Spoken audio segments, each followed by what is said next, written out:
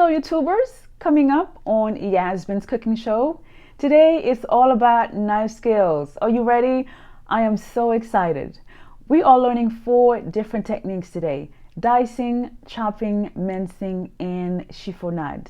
I'm also going to teach you how to properly sharpen your knife. Now, following our time in the kitchen, we'll transition over to segment number 2 to talk about nutrition. And with the summer approaching and with barbecue season around the corner, I thought it would be fitting to talk about water and vitamin E, their functions in the body, why we need them, as well as their food sources. Okay? Our culinary terms today are chiffonade and whetstone. Chiffonade and whetstone. And then finally, in segment number 3, a moment in food history. 4th of July is around the corner, and Juneteenth is about to become a national holiday. So let's talk about the history of barbecue. Now, let's just hope the black folks in Tulsa get reparations for the Black Wall Street Massacre, aka Little Africa. How about that, lawmakers? Just think about it. I'm Yasmin. Welcome to my channel. Let's get started.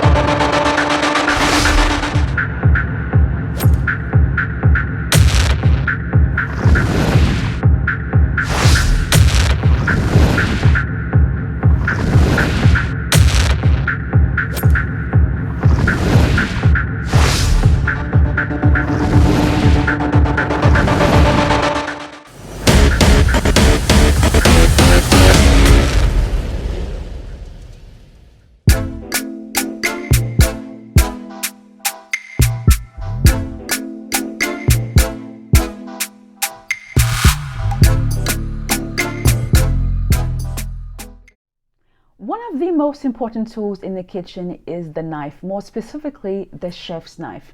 And mine is actually an extension of my hand because I am always in the kitchen. And I gotta tell you, if you care for your knives properly, they will last you for years. And having said that, I'm gonna share with you some tips on how to properly care for yours, okay? So listen up. All right, number 1, keep it sharp. I will show you 2 different methods today. Number 2, do not wash your knives in the dishwasher because the heat will dull it and the chemicals can damage the edge and the blade. When your knife is dirty, wash it right away, dry it, and put it away, just like this. Now, a fridge magnet is best, so go to either Lowe's or Home Depot for purchase. Number 3, always cut on a cutting board. Do not ever cut on the counter, on glass, on marble, or on metal. Invest instead in 2 good cutting boards. I have one color for protein and another color for fruits and vegetables. This is really to prevent cross-contamination. I discussed cross-contamination in detail in episode number 2, so check it out. Today I'm going to show you different varieties of knives and how to keep them sharp. We're going to learn our knife skills today with potatoes, with garlic, with parsley, and with basil. And then we'll wrap up this segment by making breakfast potatoes with the potatoes we're about to dice. So let's get started.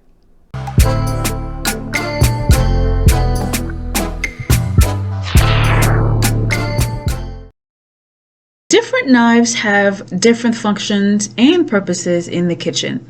And what you're looking at are the most basic knives and sharpening equipment. We have 5 knives and 3 sharpening tools today.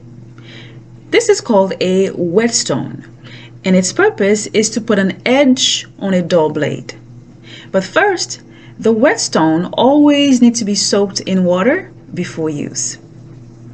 This is called a steel, S-T-E-E-L, and it's used to strengthen a blade right after and between sharpening. And this is just a regular handheld sharpener. Now, onto the knives. This is a chef's knife. We also call it a French knife. It's used for chopping, slicing, and mincing.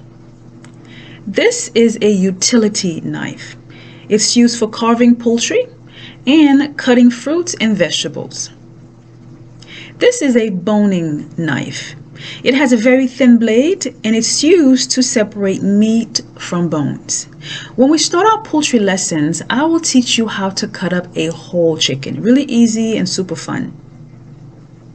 This is a paring knife, P-A-R-I-N-G. It's used for carving fruits and vegetables.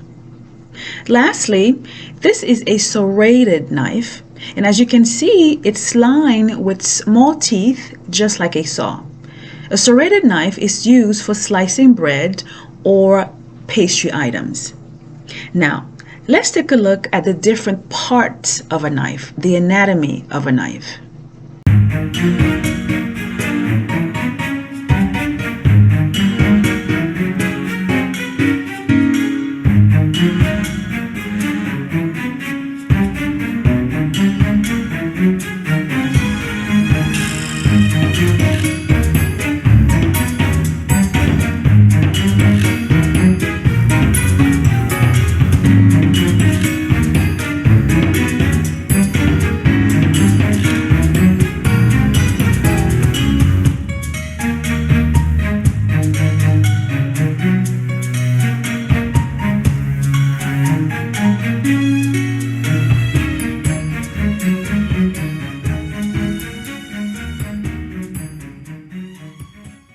To use a whetstone, place the heel of the blade against the stone at a 20-degree angle.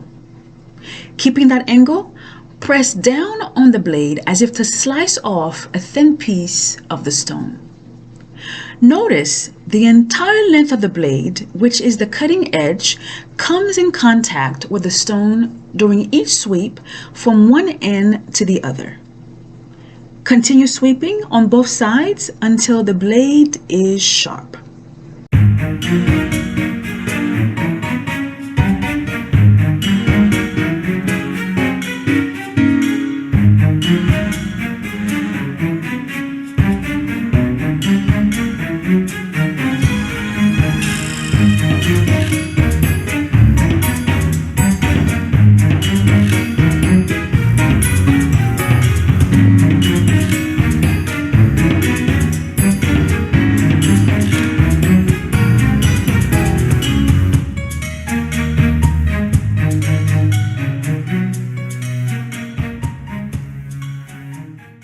Another way to sharpen a knife is with a handheld sharpener.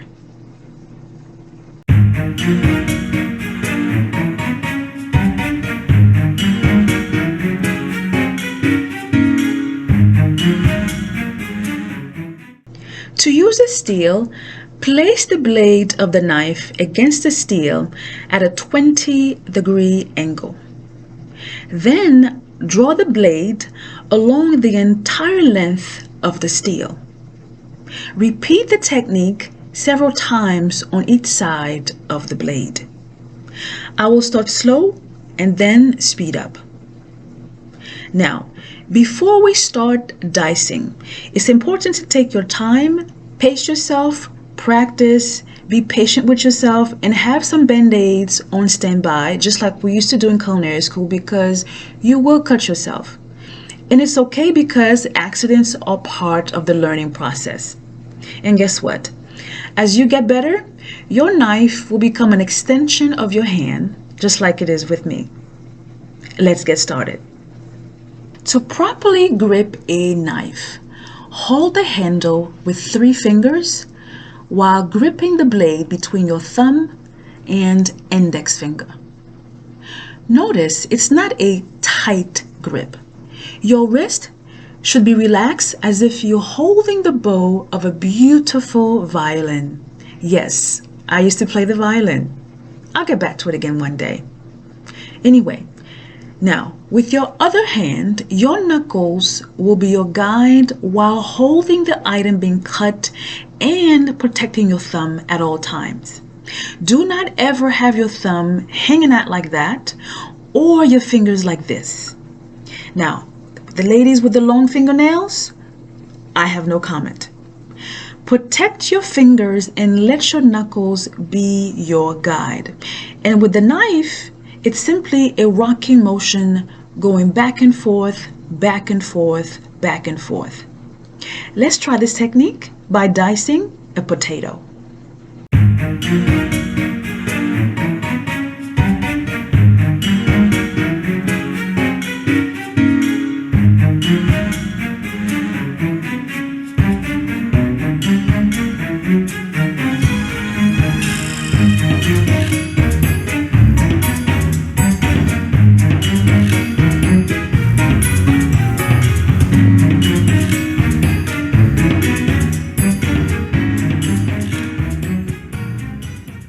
Mincing means to cut an item into very, very small pieces.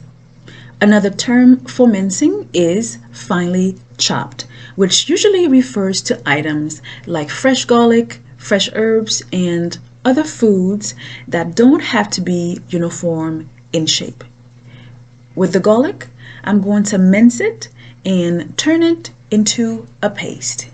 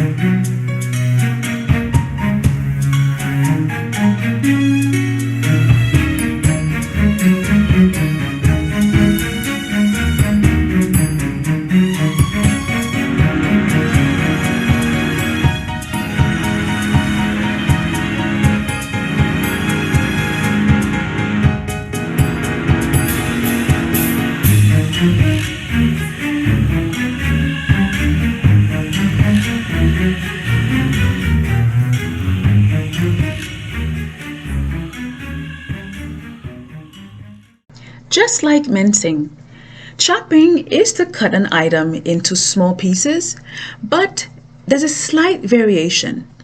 Both hands are on the knife. With our already washed parsley, we'll begin by going back and forth with a regular grip, using our knuckles to guide the knife.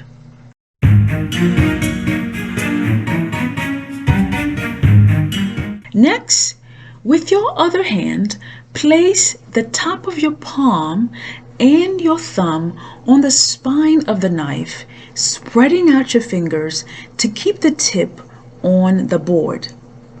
Then rest your palm on the board or not, depending on what you're chopping, and unlock your knees. Yes, unlock your knees. In a commercial kitchen and in the military kitchen, we stand for hours. And particularly in the Navy, when we're on board that ship and it's rocking, it's important to relax the knees during meal prep.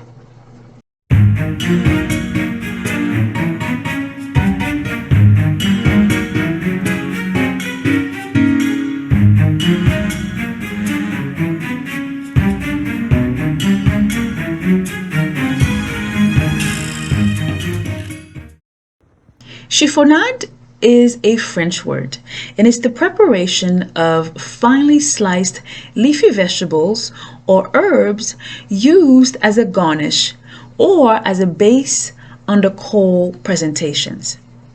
Let's learn this technique with basil. Stack the leaves on top of each other and roll them tightly like a cigar. Then simply make fine slices across the leaves while holding the roll tightly. It's that simple.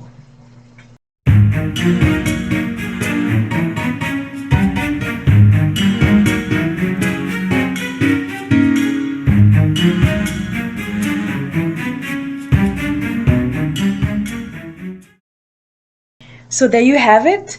Dicing, mincing, chopping, and chiffonade. Practice, practice makes perfect. And guess what? We're not wasting any food. So let's make some breakfast potatoes, okay? And then with the herbs and the garlic, I'll just throw them in the soup off camera.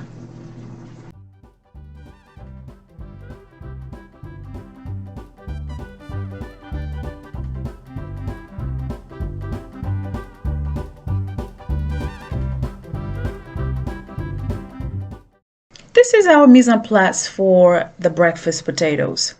2 tablespoons of olive oil, 2 tablespoons of diced red bell pepper, 2 tablespoons of diced onions, half a teaspoon of garlic powder, 1 teaspoon of paprika, a dash of cayenne pepper, that's optional, some salt and pepper to taste, and 3 medium diced Idaho potatoes. Everything's going to go in the bowl and then onto this sheet pan. Then I'll bake it in the oven for about 25 to 30 minutes under 400 degrees. And you can pair it with some scrambled eggs tomorrow. It's that simple. Post your comments and questions below and let me hear from you.